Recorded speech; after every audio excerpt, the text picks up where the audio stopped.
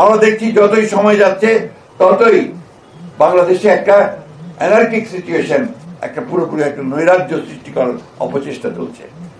দুর্ভাগ্যক্রমে আমরা দেখছি যে সোশ্যাল মিডিয়াতেও সেই প্রোপাগান্ডা, আপনার মিসইনফরমেশন, মিথ্যা প্রচার দিয়ে বাংলাদেশে একটা আপনার নৈরাজ্য সৃষ্টি করার প্রক্রিয়া চলছে।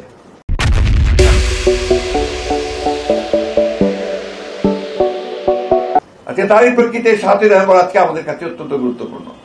শহীদ প্রেসিডেন্ট জিয়াউর রহমান যেভাবে জাতিকে ঐক্যবদ্ধ করেছিলেন, আজকে একইভাবে আমরা দেখছি যে আমাদের নেতা জনাব তারেক রহমান সাহেব তিনি আজকে সেই সুদূর থেকে দেশকে ঐক্যবদ্ধ করবার চেষ্টা করছেন, জাতিকে ঐক্যবদ্ধ করবার কাজ করে চলেছেন।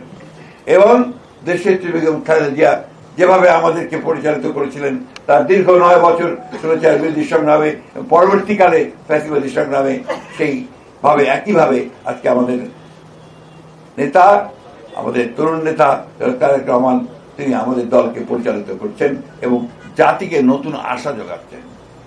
তাই সাংবাদিক বন্ধুগণ, আমরা এই যৌথ মিটিংয়ে সবাই সিদ্ধান্ত নিয়েছি যে এবার 7ই নভেম্বর আমরা যথাযোগ্য মর্যাদার সঙ্গে পালন করব। সেই জন্য আমরা কতগুলো আপনার কর্মসূচি গ্রহণ করছি।